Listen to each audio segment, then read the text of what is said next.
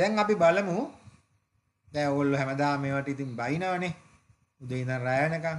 මේ තියෙන්නේ ගිය පාර ප්‍රශ්න පත්‍රයේ මම ප්‍රශ්න කීපයක් අරන් ඔයගලන්ට මේ කරන්න බලන්න. දැන් මේ ප්‍රශ්නේ බලන්න මේ දෙවෙනි ප්‍රශ්නේ මේ තියෙන්නේ මේ මයික්‍රෝමීටර් ස්ක්‍රූප් ආමානයක මිනුම් ගැනීමක්.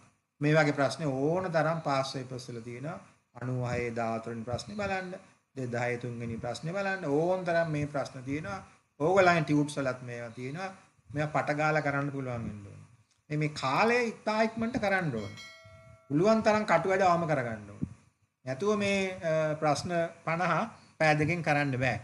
දැන් මේකේ බලන්න මේකේ දීලා තියෙනවා ඇත්තටම අන්තරාලය දීලා තියෙනවා ඇත්තටම 50කට බෙදලා තියෙන්නේ. ඒක නොදුන්නත් සාමාන්‍යයෙන් ඔයගලන්ගේ මයික්‍රෝමීටර් ස්ක්‍රූප් ආමානය ඔයගලන්ගේ පරීක්ෂණාගාරයේ තියෙන එකේ කුඩා මිනුම 0.1 මිලිමීටර. ඉතින් මේක මෙතනිනුත් පේනවා 0.1 කියලා. නේද? 0.1 කියලා මෙතනිනුත් පේනවා.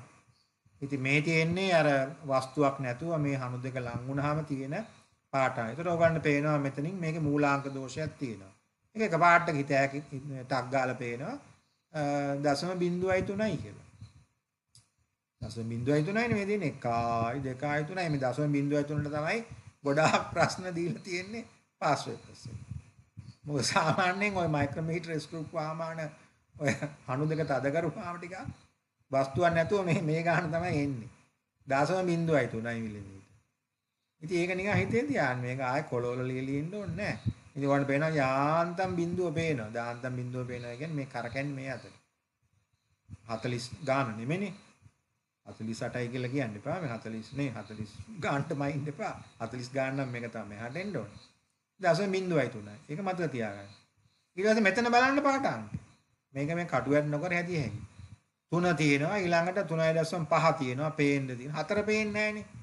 එහෙනම් ඉතින් පාඨාංකේ 4ට අඩු වෙන්න ඕන. ඉතින් 3.5යි ඊළඟට මෙතනින් ගිහලා දෙනවා 31ක්. දෙයියනේ ඕන හැකට පේනවා. ඒතර මෙතන පාඨාංකේ 3.5ට එකතු කරපුවාම මේක 3.0 කීයද? 3.5යි ඊළඟට මෙතනින් කොටස් 31යි. ඒතර 3.8යි එකයි. 3.8යි එකයි.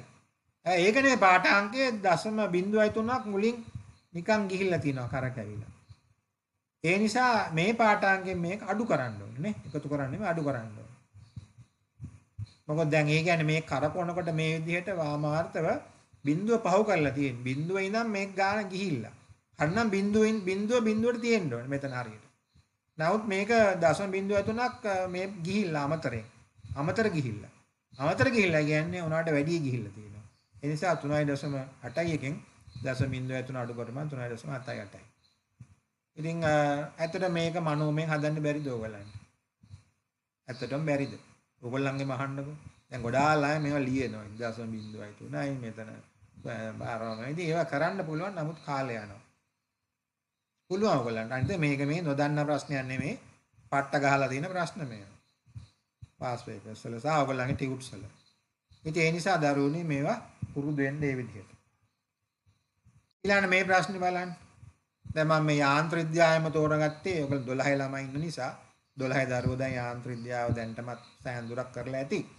අවුරුද්දක් විතර දැන් ගිහිල්ලා තියෙනවානේ. ඔයගොල්ලන්ට ඉතින් ගොඩාක් ප්‍රශ්න ඇති වුණා. එතකොට මේ තියෙන ප්‍රවේග කාල ප්‍රස්තාරයක් මේක අහන්නේ 0 ඉඳන් 4 දක්වා සාමාන්‍ය ප්‍රවේගය. ඉතින් මේක සාමාන්‍ය ප්‍රවේගය සමහර දරුවෝ දන්නේ නැතුව ඉන්න පුළුවන්. සාමාන්‍ය කියන්නේ ඇවරේජ් මීන් එක ඇවරේජ් එක. සාමාන්‍ය ප්‍රවේගය අට දක්වන්නේ කොහොමද? ගමන් කළ මුළු විස්ථාපනයේ බෙදීම ගමන් කළ කාලය මුළු කාලය එච්චරයි. ගමන් කළ මුළු විස්ථාපනයේ බෙදීම ගමන් කළ ඒ ගමන්ට ගත වූ කාලය. ඉතින් මේකත් ඇත්තටම මනෝමය හැදියයි. ඇයි බැරි දෙයියනේ. දැන් බලන්නකො මේ කඩිරිත් ගහලා තියෙන්නේ මේ පරීක්ෂකවරු ලේසියෙන් මේ වර්ගඵලය ගන්න. පරීක්ෂකවරු කඩිරි ගහලා තියෙන්නේ ඒකයි. ඉතින් මේකේ වර්ගඵලය මොකද්ද? 3 වැඩි කිරීම 3. 3 3ෙන් වැඩි කරන්න කොලේ ලියන්න ඕනද? 3 වැඩි කිරීම 3 9යි. ඊළඟ මේකේ වර්ගඵලය මොකද්ද? 1 වැඩි කිරීම 1 දෙයියනේ. මේක උස 1යි මෙතන පල්ල 1යි. 1 වැඩි කිරීම 1 1යි. 9ට එකක් එකතු කරපුවා 10යි. 10 බෙදීම 4 කීයද? මං කිව්වට ඔවා මං මේ විදිහට කරන්නේ නැහැ ඔයගොල්ලෝ. එතනයි ප්‍රශ්නේ. ඉතින් ඕගොල්ලෝ හිතනවා මේ ඇත්තට මම මහ බුද්ධිමතෙක් නෙමෙයි. මගේ බුද්ධිය ඊටාම සාමාන්‍යයි. ඒ නිසා ඕගොල්ලන්ගේ බුද්ධිය මට වඩා හොඳයි. මේ වැඩේ වෙලා තියෙන්නේ මෙහෙම කරන්න විශ්වාසයක් නැහැ ඕගොල්ලන්ට. කොන්ෆිඩන්ස් එකක් නැහැ. පුරුදු වෙලා නැහැ. පුහුණු වෙලා නැහැ. හිතලා නැහැ. මේ දැක්මක් නැහැ. ගොඩාක් ළමයි ඉතින් මේක ගහ තුන වැඩි කිරීම තුනෙන් වැඩි කරන්න මනෝමෙන් බැරි නම් ඕගොල්ලෝ තරුණ ළමයිද? තුන වැඩි කිරීම 3 9යි කියන්නේ දන්නේ නැත්තම්. එක වැඩි කිරීම 1යි නම් 9 1යි 10යි 10යි 4න් බෙදුවහම කීයද? සුළු වෙනවා 2න් 5යි. 2න් 5 කියන්නේ 2.5යි. එතකොට මට හදන්න පුළුවන් නම් ඇයි ඕගොල්ලන්ට බැරි? ඕගොල්ලෝ ඉතින් මම මහා පඬිතෙක් කියලා නෑ දරුවනේ මගේ බුද්ධිය ඊටාම සාමාන්‍යයි. ඕගොල්ලන්ගේ බුද්ධිය මට වඩා ඉතා විශාලයි. වෙලා තියෙන්නේ ඕගොල්ලෝ මේ විදිහට හිතන්නේ නැතිකම. මේ විදිහට දකින්න හිතන්න දැන් ඉඳන් පුරුදු වෙන්න. පුරුදු නම් මේ ප්‍රශ්න ඊටාම ලේසි. ළමයි අමාරුයි කියන්නේ මේවා. ඉතින් අර 3 වැඩි කිරීම 3 ධන 1 වැඩි කිරීම 1 බෙදීම 4 ඕවා ලියලා ඉතින් සුළු කරනවා. දෙන්නේ මෙයා මා අමාරු ප්‍රශ්න. ඔයගොල්ලෝ මේ කඩේ ගිහිල්ලා බඩු ගන්නකොටත් මේ මුදලාලි මීට වඩා හොඳට එකතු කරනවා. බඩු ලිස්ට් එක ගාන. මාළු ගන්න ගියා. දැන් නම් ඉතින් මාළු ගන්න යන්නේ නැහැ කවුරුත්. මාළු මුදලාලි ලස්සනට කියන එකතු කරලා. කිලෝ ගත්තා මෙච්චර 500 600 ගානක් දෙන්න කියලා. 621 අර මොකක්ද. ඉතින් 3 වැඩි කිරීම 3 ඕගලන්ට බැරි නම් එහෙම ලැජ්ජා වෙන්න ඕනේ නේද? මනෝමෙන් කරන් 3 වැඩි කිරීම 1 වැඩි කිරීම 1 10යි 10 බෙදීම 4 සුළු වෙනවා 10 බෙදීම 4 දෙවරක් 5 10යි දෙවරක් 2 4යි 5 බෙදීම 2 කියන්නේ 2.5යි. ඉතින් කටු වැඩ නොකර මේ ප්‍රශ්නේ කරන්න පුළුවන් නම් ඔන්න ඕගොල්ලෝ දිනුම්. ඔයගොල්ලන්ට කාලේ ඉතුරු වෙනවා. නැතුව ඉතින් මේවා ගතානුගතික ලෙස පරණ විදියටම අයියෝ අපිට ඔය සර් කිව්වට මේවා කරන්න බැරිය. සර් කියයි අපිට කරන්නේ කොහොමද? එහෙම මානසිකත්වයක් ගත්තොත් නම් එතනින්ම ඩවුන්. ඒ නිසා ධනාත්මකව හිතන්න පොසිටිව් කිව්වහම දැන් ප්‍රශ්නයක් නේද? අපි හැමෝම කියන්නේ පොසිටිව් වෙන්න කියලා. දැන් නම් පොසිටිව් කිව්වහම කොරෝනා පොසිටිව් කියන්නේ සවුත්තුයි. හැබැයි ජීවිතේ අනිත් දේවල් පොසිටිව් විදියට දකින්න ඕනේ. ඉතින් 3 වැඩි කිරීම 3 මේක හදන්න පුළුවන්. තාම ලේසි. තප්පර කීයද මේකට යන්නේ ඔයගලන්ට? කරලා බලන්න මේවා. ටයිම් කරලා කරන්න දරුවනේ. ඔර්ලෝසුවක් ඉස්සරහා තියාගෙන ප්‍රශ්න පත්‍රය කරන්න. ඔයගොල්ලෝ තව වැරද්දක් කරන්න ප්‍රශ්න පත්‍රය කරන්න ටයිම් කරලා නෙමෙයි. ප්‍රශ්න කරනවා පැය 5ක් විතර ගිහිල්ලා. එහෙම වැඩක් නැහැ. ගොඩාක් ඔය ඉහළ ළමයි 45 48 ගන්න ළමයි එහෙම ඉගෙන ගන්නවා. එහෙම ළමයි නැතුව නේ මත තියාගන්න. එහෙම ළමයි ඉන්න ගොඩක් නෙමෙයි ඉතින් අවසනාවට. ඒ ළමයි ටක් ගාලා මේව හදනවා. ඕගලන්ටත් පුරුදුනොත් පුළුවන් මේවා. බැරි කම නෙමෙයි තියෙන්නේ. ඕන් නැතිකම. මෙහෙම හිතන්න පුරුදු වෙලා නැහැ. පුරුදු කරලත් නැහැ කවුරු. එතනයි ප්‍රශ්නේ තියෙන්නේ. දැන් බලන්න මේක. මගේ කටු වැඩ මෙච්චරයි මේකට. බලන්නකො. මේක බලන්නකො කටු වැඩ මෙච්චරයි තියෙන්නේ. ඕගොල්ලෝ පුදුම වෙයි. ඕගොල්ලෝ මේව හදන්නේ නැහැ. ඉතින් මේ කොච්චර කිව්වා. දැන් මේ තියෙන්නේ පුංචි රවුන්ඩ් ටිකක්, කම්බි ටිකක්. නේද? මේ කම්බියේ ගුරුත්ව කේන්ද්‍රය තියෙන තැන අහන්න x ඉඳන්. ඉතින් මොකද්ද කරන්න තියෙන්නේ මේක? දැන් මේ කම්බි වල මේ සමීකරණ මේවට දිගට ලියන්න යන්න එපා. මේක වටා ගූර්ණ අරගෙන මේකයි m අරම m කියලා දාන්න ඕනේ නැහැ. දෙයියනේ දන්නවනේ මේකේ තුනී කම්බිනේ. එතකොට මේකේ ස්කන්ධය යන්නේ මේ සමානුපාතයි අරයට. මොකද ස්කන්ධය සමානුපාතයි පරිධියට. පරිධිය දිගට. පරිධිය දිග වැඩි නම් ස්කන්ධය වැඩි. ඒතර මේකේ අරය r නම් මේකේ ස්කන්ධය සමානුපාතයි r වලට. r ඕනෙත් නෑ අතර. මේක එක නම් මේ අරය 2යි මේ අරය 3යි. හරිද? එතකොට ස්කන්ධ ගන්න 1 2 3 එච්චරයි. m දදා ඉන්න ඕනේ නෑ. මොකටද m දාන්නේ? ඕගොල්ලෝ ගන්න මෙතන ඇඳ ගන්නවා mg මෙතනත් mg එකක් ඇඳ ගන්න mg නෙමෙයි 2යි mg. මේ හරිය 3යි mg ආයේ මේ පැත්තේ ඊට පස්සේ දෙයනේ මදන්න එපා. තව එකක් මේකේ තියෙනවා පොඩි ට්‍රික් එකක්. දැන් බලන්න මෙන්න මේ b එකයි c එකයි එකම ස්කන්ධයෙන් තියෙන්නේ. ඒක නිසා ඒ ගුරුත්ව කේන්ද්‍රය කොහොමදත් x වලට එනවා. ඒක ගණන් ගන්න එපා. ඒ ගුණ ගත්තොත් ඒක කැන්සල් වෙනවා. ගුණ ගන්න එපා. මොකද අන්න ඒව තමයි මේ ඇහැ තියෙන්න ඕන ඔයගලන්ට මේ ඒවා ප්‍රශ්න කරලා මේක පොඩ්ඩක් ඔය හොඳ ඇහැක් තියෙන්න ඕන. මේව ටක් ගාලා මේ සුළු කරලා ගන්න කෙටි ක්‍රම වලට. එතකොට මේ B1යි C1යි තියෙන්නේ ඇත්තටම එකම ස්කන්ධේ දෙපැත්තේ තියෙන්නේ. එතකොට අපි දන්නවා ඒකේ ගුරුත්ව කේන්ද්‍රය හරි මැදට එනවා. ඒ නිසා අපි ගන්නේ සඳහා ගූර්ණ ගන්නකොට එහෙම නැත්නම් අර වැඩි කරනකොට ඒකේ බරවල් ගන්න අවශ්‍ය නැහැ. හැබැයි මුළු බර ගන්නකොට ඒක බෙදන්න ඕන. ගොඩක් අය ඒක අමතක කරලා තිබ්බා. මම දැක්ක ඔය අන්තර්ජාලෙත් උත්තරයක් දාලා තිබ්බා. සමහර අයට ඉතින් පොඩි පොඩි ඒවා වරදිනවා අපිටත් වරදිනවා. එහෙම මුළු බර අරන් තිබ්බේ නැහැ. ඒ නිසා මේකේ බලන්නකො දැන් මෙච්චරයි මෙන්න මේ B හා C අතාරින්න මුලින්. මොකද B හා C මේ අර ගුණිතයකට ගන්න එපා. මොකද දෙන්න දෙපැත්තේ නම් සාංචි මැද්දේ. ඒතකොට මේ දෙන්න දෙපැත්තේ නම් හරියට මෙතනට එනවා ඒක. ඒ නිසා ආයේ x වලට ඉන්නේ. ඉතින් ඒ නිසා ඒක ගන්න ඕනේ නැහැ. හැබැයි ඒතකොට මේ දෙන්න මෙයාව ගන්න ඕනේ. ඉතින් මෙයා ගන්නකොට මං ඉස්සලා කිව්වා වගේ m දාගන්න එපා. මේකේ අරේ r නේ. r කියන්නේ 1 වගේ. මේක 2යි. 2යි 3යි. එතකොට මේක එක වැඩි කිරීම 1. මේ දෙක මං ගන්න නැහැ b. මේක 3 වැඩි කිරීම 3. එක වැඩි කිරීම 1 1යි 3 වැඩි කිරීම 3 9යි මුළු බර කීයද? මුළු බර 1යි 2යි 3යි 4යි 5යි 5යි 3යි 8යි 8න් බෙදලා. උත්තරේ 10 බෙදීම 8යි. මගේ කටු වැඩ කොලේ මෙච්චරයි තියෙන්නේ. ඕගොල්ලන් කටු වැඩ කොලෙත් මෙච්චරයි තියෙන්න ඕන. ආයි මං කියන්නේ ඕගොල්ලෝ මේ වගේ වම් බයිනවා. ඕගොල්ලෝ කියන අපිට සර් කොහොමද ඕවා කරන්නේ? හරි මං කියන්නේ ඒකයි මගේ බුද්ධිය ඊටාම සාමාන්‍ය බුද්ධියක් තියෙනවා. ඒ නිසා ඕගොල්ලන්ගේ බුද්ධිය හොඳයි. හැබැයි එකම වෙනස තියෙන්නේ මේවා ඒ විදියට දකින්න මම පුරුදු පුහුණු වෙලා තියෙනවා. මේ පුරුදු පුහුණු වීම හරි වැදගත් අපි වගේ සාමාන්‍ය බුද්ධියක් තියෙන අයට. ඒ නිසා මෙහෙම හිතන්න දරුවනේ හිතුවොත් ඕගොල්ලන්ට මේවා බැරි නෑ. දෙයියනේ ඇයි මේවා බැරි වෙන්නේ? එක වැඩි කිරීම 1යි 3 වැඩි කිරීම 3 9යි. හැබැයි ස්කන්ධය ගන්නකොට මේ දෙන්නම අමතක කරන්න එපා.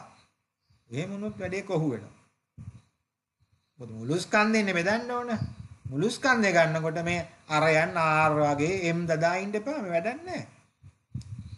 මේවා අර මේවා මේ දිග ප්‍රශ්න නෙමෙයි. කෙටි ප්‍රශ්න හදපු හැටි කවුරුත් බලන්නේ නැහැ. උත්තරේ ගන්නයි ඕන.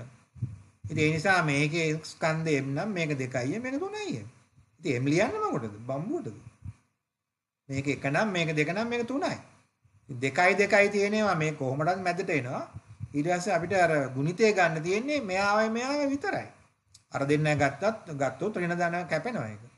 ඕනනම් කරලා බලන්න. ඉතින් ටක් ගාලා ගන්න 1 වැඩි කිරීම 1යි. 3 වැඩි කිරීම 3යි. 9යි 9යි 10යි මුළු ස්කන්ධය 8යි 10 බෙදීම 8යි කියන්නේ කීයද? 10 බෙදීම 8 උත්තරේ නැහැ. බයි 10යි 8යි සුළු වෙනවනේ දෙයියනේ. නේද? දෙකෙන් සුළු වෙනවනේ. දෙවරක් පා 10යි දෙවරක් 4 8යි ඉතින්. ඕවත් ලියන්න ඕනද? උත්තරේ මේකයි. උත්තරේ මේකයි. ඉතින් බලන්නකො මේ විදිහට හැදුවොත් මේවා ලේසි නෑ අමාරු නෑ. ඕගොල්ලෝ හදන්නේ නෑනේ කොච්චර කිව්වත් මේවා. ඕගොල්ලෝ ගන්න පාසල් පත්‍රය හදපු අයගේ අම්මලා තාත්තලාට නෙමෙයි සීයලට ආච්චිලාට මුතුන් මිත්තන්ටත් බැනලා නේ. වරද ඕගොල්ලන්ගේ. ඕගොල්ලන්ට පුළුවන් මේවා මං එයා කියන්නේ පුළුවන් කියලා හිතන්න ඕන. පුළුවන් කියලා හිතුවේ නැත්තම් පුළුවන් වෙන්නේ නැහැ. දැන් ඕගොල්ලෝ try කරලා ගොඩක් දේවල් කරන්නේ එක එක ඒවානේ. යාළු වෙනේම අරම අතාරින්නේ නැහනේ ලේසියෙන්. ඉතින් ඇයි ඒවා ඒ තර්ක මේවලට දාන්න බැරි? ඒ නිසා මම මේ ප්‍රශ්න කීපයක් සාකච්ඡා කරන්නේ. ඕගොල්ලන්ට මේවා දැනෙන්න. මම තෝරාගත්තේ මේ යාන්ත්‍රික විද්‍යාවෙන් පමණයි. මොකද 12 දරුවෝ අනිත් ඒවා තාම කරලා නැහැ. නිසා දරුවෝනේ වාඩි වෙලා මේවා හදන්න. මෙහෙම හදන එකත් හරි ජොලියක් තියෙන්න ඕන. මම දන්නේ නැහැ මට නම් හරි ජොලි. ඕගොල්ලන්ට නම් ජොලියක් නැහැ මේවා. ජොලියක් එනවනේ ඕගොල්ලෝ හුඟක් හොඳ ළමයි. මේ මෙහෙම හදන එක ඒක පොඩ්ඩක් ඒක ගැම්මක් තියෙන්න ඕනේ. ඒක චැලෙන්ජ් එකක් ඇත්තට. මහ ලොකු චැලෙන්ජ් එකක් නෙමෙයි. ඕගොල්ලෝ මේ Facebook වල ගහන ඒවා හැටියට මේවා මොනවද? නේද? Facebook වල සින්දුත් ගහනවනේ. මේවා මොනවද? හරිද? ඒ නිසා මෙහෙම පුරුදු වෙන්න. දැන් බලන්නකො මේ ප්‍රශ්නේ. මේ ප්‍රශ්නේ 1989 මේකම දීලා තියෙනවා. මම බොරු නම් ගිහිල්ලා බලන්න. ගාෂණ සංගුණකයක් දීලා තියෙන්නේ 0.2යි. ස්කන්ධ නම් මම හිතන්නේ පොඩ්ඩක් වෙනස්. ඉතින් දෙයියනේ මේක හදන්න බැරි ඇයි? මේකටත් ගොඩාක් වෙලා අරින ප්‍රශ්නයක් ඕගොල්ලෝ. මේකට කරන විදිය තමයි පද්ධතියට දාන්න සමීකරණය. දැන් ඕගොල්ලෝ කරන්නේ මේකේ මේ ආතති ඉස්සලාම ඉතින් මෙතනත් අඳිනවා මෙතනත් අඳිනවා මෙතනත් අඳිනවා මේ මෙතන ඇදලා කිසි වැඩක් නැහැ. කප්පිය ගැන අහන්නේ නැහනේ. මෙතනත් අඳිනවා මෙතනත් අඳිනවා මෙතනත් අඳිනවා මෙතනත් අඳිනවා මිව්ආර් කියලා මෙතනත් දානවා මෙතනත් දානවා මිව්ආර්. කොහොම තමයි ඔයගොල්ලෝ හදන්නේ මම දන්නවා. ගොඩක් දරුවෝ. ටික දෙනයි මේ අපි කියන විදිහට හදන්නේ. හරිද? අනිත් ඇයි බැරි කමන්නේ ඕන කමක් නැති කම තියෙන්නේ. පද්ධතියට දැම්මහම මොකද වෙන්නේ? පද්ධතියට දැම්මහම මෙතන ගාෂණ බල කැන්සල් වෙනවා. පද්ධතියට දාන්න. ඉතින් කොහොමදත් මෙතන T දෙකක් තියෙනවානේ. පද්ධතියට දැම්මහම F සමානයි. එතන මෙතන ගාෂණ බල එනවා. මොකද අපි පද්ධතියට දානවා කියන්නේ A හා B එකතු කරලා. මේ පොළොවත් එක්ක නෙමෙයි. ඒතර පොළොව අපි අතාරින නිසා මෙතන ගාෂණ බල එනවා. ඒක μr නේ. ඉතින් μ කියන එක 0.25 දුන්නාම දරුවනේ හතරෙන් එක ලියා ගන්න ටික ලේසි. ඒ 0.25 ලියුවත් කමක් නැහැ. ඒ වගේ පොඩි ට්‍රික්ස්. මොකද හතරෙන් එක ලියුවාම සුළු කරන්න ලේසි සමහරවිට. බෙදන්න පුළුවන් නේ බෙදනවනම්. ඉතින් මේකම හදෝ ප්‍රශ්නයක් ඇතර. මේකත් ඔය ඔයගොල්ලන්ගේ ඕනෑම සර් කෙනෙකුගේ ටියුට් එකේ මේ ප්‍රශ්නේ තියෙනවා. හරි ඒතර මුල් පද්ධතියට දැම්මහම මොකක්ද වෙන්නේ? මෙතන ඝර්ෂණ බල කැන්සල් වෙනවා. එකිනෙකා මත සමාන ප්‍රතිවිරුද්ධ බලනේ. මෙයාගෙන් මෙයාට මෙයාගෙන් මෙයාට. ඒතර ඉතුරු වෙන්නේ තිරස් බල F1යි T2යි විතරයි.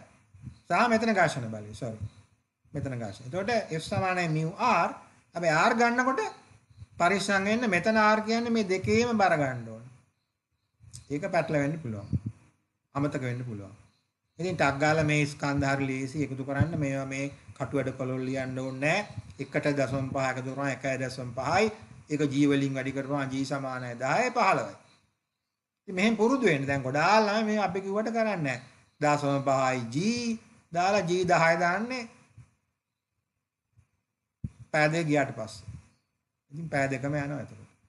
1.5 එකතු කරන්න බැරි මෝඩෙක් ඉන්නවා. 1.5 1.5 ජීල කරන් 10යි 10 15යි. එතකොට හතරෙන් එක වැඩි කිරීම 15 දාන 2යි. 2යි t එකක් තියෙනවානේ. හැබැයි දැන් t හොයාගන්න මෙයාට සමීකරණය දාන්න.